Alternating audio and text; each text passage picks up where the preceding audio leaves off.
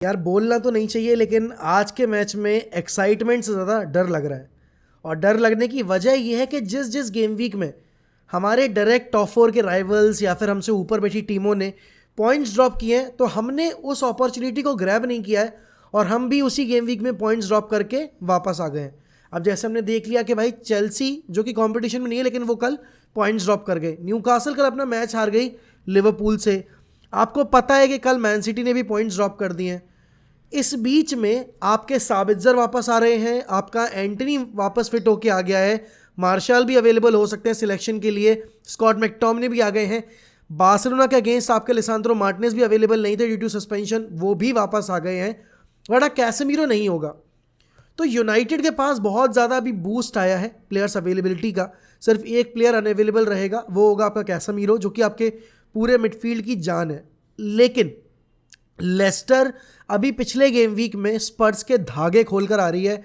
Lester is not an easy team to play against, और आपको पता है कि दिस इज द गेम जहां इसके बाद सीधे आपको जाके बार्सिलोना को फेस करना है, और बार्सिलोना वाले गेम के तुरंत बाद आपको जाके न्यूकासल को ईएफएल कप में फेस करना है। तो आप ना तो इस गेम में पॉइंट्स ड्रॉप कर सकते हो और ना बार्सिलोना वाले गेम में हार सकते हो। क्यों? क्योंकि अगर आप बार्सिलोना वाले गेम में हारे तो एक तो आप यूरोप से बाहर हो जाओगे, दूसरी चीज आपके ऊपर एडिशनल प्रेशर रहेगा उस दिन के एलिमिनेशन के बाद जाकर तुरंत फाइनल में ट्रॉफी जीतने का। तो यहां पर भाई आज का गेम हमें जीतना ही जीतना पड़ेगा।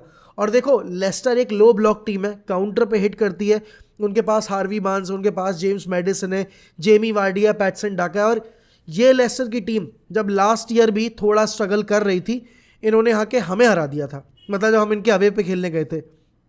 नो यूनाइटेड पिछले बार्सिलोना वाले गेम में सेकेंड हाफ में बहुत बेहतरीन खेली, लेकिन हमारा जो वाइडर फ्लैंक का गेम प्ले था ना, खासकर वो वैन बिसाका वाले फ्लैंक का, वो बहुत ज़्यादा पुअर था। Positional play wise Wan Bissaka was struggling, judgement wise Wan Bissaka was struggling. अच्छा, एक चीज़ जो इंप्रूव हुई है ना टेन हैग के अंडर, वो ये हुई है कि प्लेयर्स अपने पोजिशनल प्ले में थोड़े से बेटर हो गए। जैसे अब अगर मैं बात करूँ यहाँ पे वेगॉस की, तो वेगॉस is not playing as a proper number 9, more or less he is operating as a number 10, which is allowing Bruno Fernandes to operate as a right winger या फिर आप कह सकते हो right mid player.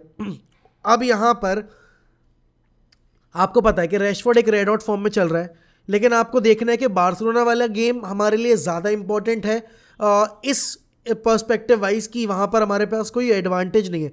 The score line is 0-0। Away goals का अब जो rule है वो खत्म हो चुका है यूरोप में, तो आपके पास आपने भले ही 2 गोल स्कोर किए हैं, लेकिन उसका कोई एडवांटेज नहीं है। आपको ये भी पता है कि इस गेम में आपके जो अभी लास्ट गेम में सस्पेंडेड प्लेयर्स थे वो वापस आ रहे हैं। तो क्या आप आज के गेम में रैशफोर्ड को रेस्ट दोगे और रैशफोर्ड को फिर फ्रेश लेग्स के साथ उतारोगे बार्सिलोना के सामने, एंड अब आज के गेम में गर्नाचो को मौका देना चाहोगे? एंटनी वापस आ रहा है, तो wouldn't you want to give Antony the chance? या फिर हो सकता है आप सेंचो को डालो लेफ्ट विंग पे, वेगोस को खिला दो आप through the middle as a number 9, और एंटनी खिला दो आप राइट विंगर। और हो सकता है आप या फिर ये भी कर सकते हो कि ब्रूनो और रैशफोर्ड को फर्स्ट हाफ में रेस्ट दो, सेंचो को डालो नंबर 10 पोजीशन पे, गर्नाचो को डालो लेफ्ट विंग पे, एंड आप सेंट्रली खिलाओ वेगोस को, एंड राइट विंग पे डालो आप एंटनी को। बैकलाइन में आप कर सकते हो कि भाई डेलो, क्योंकि पिछले मैच में स्टार्ट नहीं किया था, डेलो can start in this game. बाकी रफाल वरान को अगर आपको नहीं खिलाना है, आपको रेस्ट देना है, तो you can start Victor Lindelof in this game and Lisandro Martinez. और लेफ्ट बैक पोजीशन पर मलासिया, क्योंकि पिछले गेम में बहुत ज़्यादा उसको इनपुट देना पड़ा अपना, तो आई वुडेंट बी सरप्राइज कि अगर हम आज के गेम में लूक शॉ को लेफ्ट बैक पर डालेंगे, क्योंकि अब अगले गेम में तो आपका लिसांद्रो मार्टिनेज आ गया है, तो Lisandro Martinez will be playing as a left centre back. तो आज के गेम में अगर मैं लीचा को यूज़ कर रहा हूँ लेफ्ट सेंटर बैक पर, तो मैं लूक शॉ को ज़रूर देखना चाहूँगा लेफ्ट बैक एरिया में। सेकेंड हाफ में फिर मैं मलासिया को लेकर आना चाहूँगा। मिडफील्ड का पेयर सॉर्टेड है भाई। देखो कैसेमीरो का ये आखिरी गेम है, सस्पेंडेड है वो, क्योंकि उसको डायरेक्ट रेड कार्ड मिला था क्रिस्टल पैलेस वाले गेम में, तो उसने 2 लीड्स के गेम ऑलरेडी मिस किए हैं। ये आखिरी गेम होने वाला है before him returning back to Manchester United first team squad for the English FA वाला गेम, मतलब सॉरी इंग्लिश वाला गेम, जो कि होगा आपका कैराबाओ कप का फाइनल। तो फ्रेड और साबित्जर की जोड़ी आपको एक बार फिर दिख सकती है, क्योंकि Fred played really well against Barcelona, and Fred का बस प्रॉब्लम यही रहता है कि फ्रेड का एक गेम अच्छा जाता है तो दूसरे गेम में मोमेंटम एकदम से ड्रॉप ऑफ हो जाता है। अब देखो लेस्टर एक ऐसी टीम है जिसने स्पर्स के अगेंस्ट गोल ज़रूर स्कोर किए, लेकिन अगर मैं उनका पूरे सीज़न भर का परफॉर्मेंस देखूँ ना, तो उनके अगेंस्ट हम अगर जिस तरीके की फुटबॉल हम खेल रहे हैं वैसी फुटबॉल अगर खेल कर अगर हम क्लिनिकल रहे तो हम खोल के रख देंगे लेस्टर को। लेकिन बात वही है कि यूनाइटेड एक ऐसी टीम है जो कि लीड्स के अगेंस्ट आपको फर्स्ट हाफ में स्ट्रगल करती दिखी।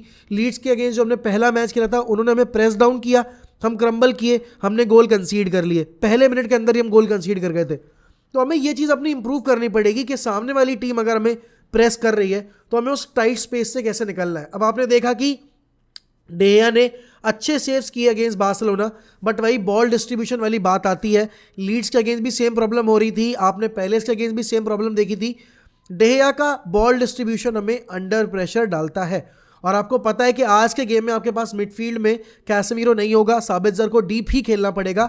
और साबित्जर के डीप खेलने की वजह से क्या होता है कि ब्रूनो के ऊपर बहुत ज़्यादा रिस्पॉन्सिबिलिटी बढ़ जाती है, क्योंकि फ्रेड आपका बॉल कैरी नहीं करता, फ्रेड आपका बॉल पास करेगा, he'll move pass and move pass and move. तो यहाँ पर ब्रूनो को डीप ड्रॉप करना पड़ता है, वहाँ से बॉल कैरी करनी पड़ती है। तो उस केस में ना ज़्यादा चांसेस आपके पास रहता नहीं है कि आप फर्स्ट टीम स्क्वाड के साथ ज़्यादा एक एक्सपेरिमेंट कर पाओ। और देखो यार, मैं बोल रहा हूँ कि टेन हैग को रेस्ट देना चाहिए, लेकिन अगर टेन हैग 3-0 की लीड के बाद भी नॉटिंघम फॉरेस्ट के अगेंस्ट मेन टीम खिला सकता है, तो आज के गेम में तो आपको पता है भाई, प्रीमियर लीग के इस गेम में अगर हम विक्ट्री 3 पॉइंट लेंगे तो हम सिटी के ऊपर जो गैप है हमारा 6 पॉइंट का उसको क्लोज डाउन करेंगे। हमारा जो अभी गैप है आर्सेनल के अगेंस्ट 8 पॉइंट का, उस पर हम क्लोज डाउन करके 5 पॉइंट पे ले आएंगे। तो आपके लिए ये गेम एक मस्ट विन गेम है। और मेरे हिसाब से देखो, जिस तरह की आप प्रेस कॉन्फ्रेंस में स्टेटमेंट सुनते हो टेन हैग से, ही इज समवन जो कि नहीं ड्रॉप करना चाहता पॉइंट्स, ही इज समवन जो कि अपनी टीम को नहीं हारते देखना चाहता, ही इज समवन जो कि चाहता है कि उसकी टीम हर गेम जीते एंड हर गेम में वो बेस्ट 11 खिलाए।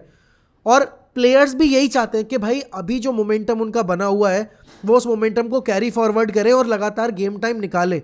अब रैशफोर्ड इतने हॉट रन ऑफ फॉर्म में है, तो रैशफोर्ड भी नहीं चाहेगा भाई कि वो बेंच पर रहे। बार्सिलोना जैसी टीम के अगेंस्ट अगर कोई बंदा 2 गोल स्कोर करके आ रहा है और उसको पता है कि लेस्टर के अगेंस्ट वो और ज़्यादा गोल स्कोर कर सकता है, क्योंकि लेस्टर का जो डिफेंस है बारसा के कंपैरिजन में कहीं स्टैंड नहीं करता, तो definitely he would want to play in today's game. मेरा बस कंसर्न ये है कि अभी आपको 2 बड़े गेम खेलने और 2 मस्ट विन गेम खेलने, तो उसके लिए आपको थोड़ा सा प्रोटेक्ट करना पड़ेगा एंड कहीं ना कहीं आपको कॉम्प्रोमाइज़ करना पड़ेगा, क्योंकि आपके पास लिमिटेड ऑप्शंस हैं और उन लिमिटेड ऑप्शंस के यूज़ से ही आपको पूरा सीज़न निकालना है। ठीक है, चेल्सी भी अच्छा नहीं कर रही है, बट चेल्सी के पास ऑप्शंस बहुत सारे हैं, वो ट्वीक्स एंड चेंजेस कर सकते हैं। और कहीं ना कहीं आप ये भी कह सकते हो कि इतने चेंजेस करने की वजह से ही चेल्सी स्टेबलाइज नहीं कर पा रही अभी अपना सीज़न। यहाँ पर यूनाइटेड को शुरू के 20 मिनट में गोल निकालना पड़ेगा, बिकॉज देखो जब एक सामने वाली टीम जो कि ऑलरेडी अंडर प्रेशर है, अभी ऐसा नहीं है कि लेस्टर का जो रेलीगेशन बैटल है वो सिक्योर हो चुका है, although they are out of the relegation zone, अभी वो ऊपर आ गए हैं, लेकिन अगर वो लगातार 2-3 गेम हारे और उनसे नीचे बैठी टीमें जीत गई तो they will be under pressure once again. तो हमें ये मेक श्योर करना है कि एक टीम का मैनेजर जो कि अंडर प्रेशर है, जिसको इतनी बैकिंग नहीं मिली है, जो कि अपनी टीम को क्रिटिसाइज कर रहा है, जो कि अपनी टीम हमारी टीम के बारे में आके बोल रहा है कि दे have got Varane, they have got Lisandro Martinez, they have got Casemiro, although he suspended, but United are moving in the right direction. Although आप ये कह सकते हो कि हर मैनेजर अपनी सामने वाली ओपोनेंट राइवल टीम को हमेशा बड़ा चढ़ाकर बोलता है, क्योंकि वो साइकोलॉजिकल प्रेशर बनाने की कोशिश करने वाली चीज़ें होती हैं। But at the same time जो करंट रन ऑफ फॉर्म है हमारा, जैसी परफॉर्मेंस हमने बारसा के अगेंस्ट दी थी, you simply can't deliver a substandard performance after playing so well against Barcelona, and no one would expect this, no one would accept this। और यहाँ पर 2 बड़े गेम से पहले एक सबस्टैंडर्ड परफॉर्मेंस तो आप नहीं चाहते, वो भी एक ऐसे गेम में जहाँ पर आप आराम से जाकर 3 पॉइंट ले सकते हो। देखो अब आपको पता है कि बिटवीन द लाइन्स हमारा गेम बहुत स्ट्रॉन्ग है, काउंटर पे हम बहुत स्ट्रॉन्ग है, पेस हमारे पास है। एंटनी की आज की गेम में इन्वॉल्वमेंट इसलिए भी ज़रूरी है क्योंकि डेलो भी वापसी करके आएगा अगर आज स्टार्ट करता है तो, और हमें अटैकिंग इनपुट उस राइट फ्लैंक पर चाहिए, क्योंकि अगर हम सैंचो को राइट विंग पर डाल रहे हैं तो भी वैन बिसाका अगर खेलता है तो वैन बिसाका उतना ज़्यादा नहीं करता, इनपुट नहीं देता। एंड सैंचो का गेम प्ले एंटनी से बिल्कुल अलग है। Sancho likes to drop in between the lines, वहीं Antony likes to hold the width and likes to stretch the backline of the opponent. उस केस में होता क्या है कि आपका डेलो इन्वर्टेड रन्स बनाता है चैनल्स में एंड ओवरलैपिंग रन्स निकालता है आपके चैनल्स में, जिसकी वजह से आपके क्रॉसिंग डालने की जो परसेंटेज है वो बहुत ज़्यादा बढ़ जाती है। तो उस लिहाज से यूनाइटेड को ये मेक श्योर करना पड़ेगा कि अगर वो आज के गेम में ब्रूनो को रेस्ट दे रहे हैं, क्योंकि देखो यार ब्रूनो ना जब से सीजन शुरू हुआ है वो लगातार खेले जा रहा है। और हाँ, Bruno is the heart and soul of the attack, क्योंकि ब्रूनो की तरफ से ही सबसे ज़्यादा बॉल्स आती हैं। अगर मैं फाइनल थर्ड में सबसे ज़्यादा क्वालिटी की बात करूँ तो कौन प्रोवाइड कराता है? It is Bruno. Big chances create कौन कर रहा है? ब्रूनो कर रहा है। तो डेफिनेटली ब्रूनो अगर आज बेंच पर रहेगा तो हम उसकी कमी खलेगी, लेकिन इसके साथ साथ आपको यही वो गेम्स हैं जहाँ पर आप ट्राई कर सकते हो सैंचो को नंबर 10 रोल पर एंड ब्रूनो को आप सेकेंड हाफ में लेकर आ सकते हो, बिकॉज ब्रूनो का फुली फिट होना और ब्रूनो का बिल्कुल एनर्जाइज होना against Barcelona and then against Newcastle, वो बहुत इंपॉर्टेंट है हमारे लिए। एक छोटा सा प्रीव्यू था मेरा इस गेम के लिए। आप बताइए आपके हिसाब से क्या लग रहा है आपको आज के गेम का रिजल्ट, एंड आपके हिसाब से आपकी प्रेफर्ड 11 क्या होने वाली है, वो भी एक ऐसे गेम वीक में जहां सिटी ने पॉइंट्स ड्रॉप किए, जहां आपने देखा कि भाई लिवरपूल क्लोज इन कर रही है तो आपको अपना जो गैप है मेंटेन करके रखना है। न्यूकासल ने पॉइंट्स ड्रॉप किए और आपके पास अच्छा मौका है मोमेंटम कैरी करके कॉन्फिडेंस लेकर जाने का in the game against the Barcelona in the Europa league. तो बस मिलते हैं शाम में वॉच अलोंग पर। तबीयत काफ़ी ज़्यादा ख़राब है मेरी एंड तो थोड़ा सा आपको आवाज़ बदली लग रही होगी एंड काफ़ी ज़ोर लेकर बोलना पड़ रहा है मुझे क्योंकि गले से आवाज़ निकल रही है। बाकी if you are new to this channel kindly subscribe to 1MUFC if you like the content, if you feel that it's more relatable and understandable है आपके आप जो आप देखना चाहते हो वो content। बाकी take care, like this video, comment down below about your thoughts. Bye bye, take care.